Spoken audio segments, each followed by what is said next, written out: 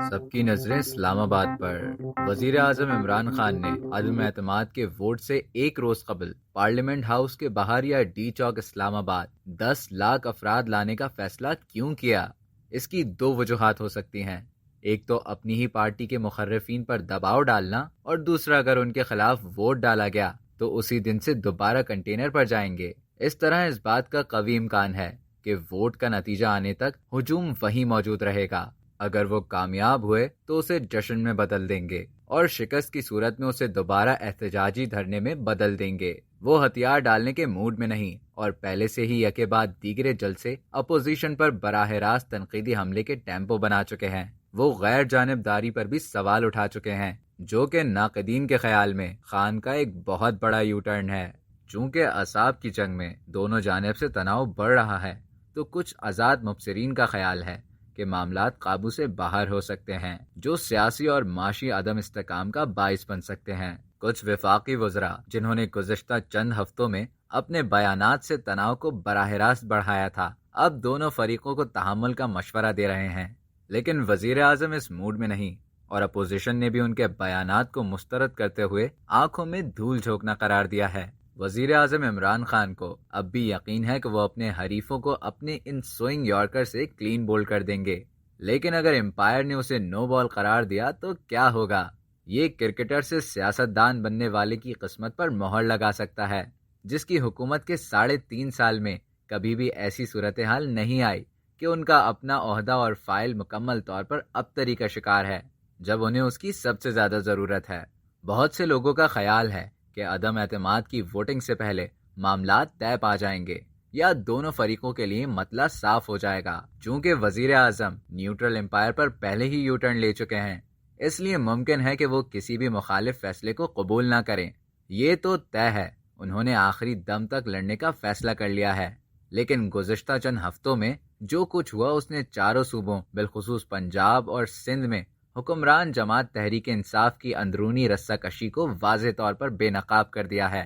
آئندہ 24 سے 48 گھنٹوں میں عدم اعتماد کے ووٹ سے بہت پہلے سب کچھ صاف ہو جائے گا۔ چاروں حکومتی اتحادوں مسلم لیگ کاف، MQM پاکستان، بلوچی عوامی پارٹی BAP اور گرینڈ ڈیموکریٹک الائنس GDA کے فیصلوں کا اعلان متوقع ہے، جو وزیر اعظم کے لیے آر یا پار کر سکتے ہیں۔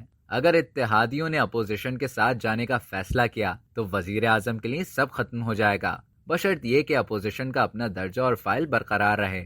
اگر کسی اتحادی نے حکومت کے ساتھ رہنے کا فیصلہ کیا تو یہ حکومت کے حق میں جائے گا اور اپوزیشن کے خلاف۔ جادوئی نمبر 172 ہے، اور یہ اپوزیشن ہی ہے جس نے نہ صرف اتنے ارکان کو اسمبلی میں لانا ہے، بلکہ یہ بھی یقینی بنانا ہے کہ اسمبلی ہال میں ووٹنگ کے وقت یہ وہاں موجود رہیں۔ دوسری بات حکمران جماعت تحریک انصاف کے ارکان قومی اسمبلی کے حوالے سے ہے، جن میں وہ ارکان بھی شامل ہیں جو اب جہانگیر ترین یا علیم خان کے ساتھ ہیں۔ دونوں کبھی وزیر اعظم عمران خان کے قداور ساتھی تھے۔ حکومت اور تحریک انصاف نے واضح طور پر اپنا ارادہ ظاہر کر دیا ہے کہ اگر وہ منحرف ارکان ایوان میں آئے تو PTI کے کارکنوں کی جانب سے ان کے گھروں کو نشانہ بنایا جا سکتا ہے۔ اس کے علاوہ اسپیکر قومی اسمبلی اسد قیصر، جنہوں نے وزیر اعظم کی نیوٹرل افراد پر تنقید کے بعد کھلے عام حکومتی لائن کی پیروی کرتے ہوئے PTI کے کسی بھی مخالف ووٹ کو شمار نہ کرنے کا فیصلہ کیا ہے، چاہے قواعد اور آرٹیکل 36A میں کچھ بھی درج ہو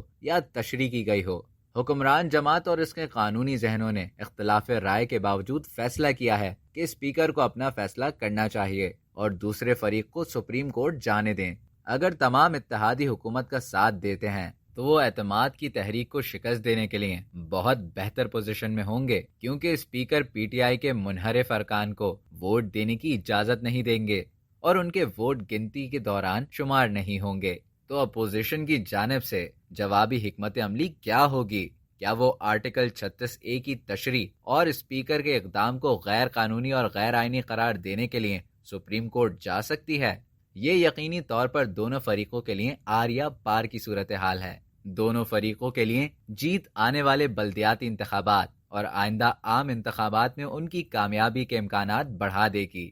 وزیر اعظم عمران خان اگر اپوزیشن کی تحریک کو شکست دے دیتے ہیں تو یقیناً ایک مضبوط لیڈر بن کر ابھریں گے، اور اپوزیشن کے تینوں اہم رہنماؤں آصف زرداری، शहबाज शरीफ और मौलाना फजल रहमान के खिलाफ मजीद सख्त हो जाएंगे। अगर वो किसी इत्तेहादी की मुखालिफत के बावजूद कामयाब हो गए तो इम्कान है कि वो खुद को इत्तेहादियों से दूर कर लें। लेकिन अगर अपोजिशन वजीर आजम को तहरीक आदम एतमाद के जरिए बाहर करने में कामयाब हो गई तो इम्कान ये है कि पार्टी मजीद तकसीम हो जाएगी और बहुत से लोग नई हुकूमत में शामिल हो सकते हैं, जो हमारे यहाँ सियासी रिवायत है। इस हफ्ते हर चीज का फैसला हो जाएगा, क्योंकि स्पीकर की जानिब से आज या कल कौमी असम्बली का इजलास बुलाने का इम्कान है।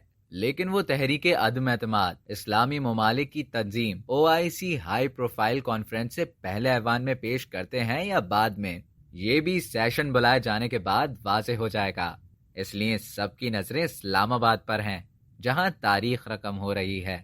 अगर अपोजिशन वोटिंग के दिन 172 अरकान ऐवान में लाने में नाकाम रही तो वजीर आजम इमरान खान 5 साल की मुद्दत पूरी करके तारीख रकम कर सकते हैं। लेकिन अगर ऐवान में वोट के जरिए बाहर कर दिया जाता है तो ये भी तारीख रकम करेगा, क्योंकि इससे पहले किसी भी वजीर आजम के खिलाफ अदम एतमाद का वोट नहीं दिया गया। अब तक के लिए इतना ही। मजीद इसी तरह की मालूमात हासिल करने के लिए डेली जंग को सब्सक्राइब करें और बेल आइकॉन पर क्लिक करें ताकि ताज़ा तरीन वीडियोस का नोटिफिकेशन आपको बर वक्त मौसूल हो।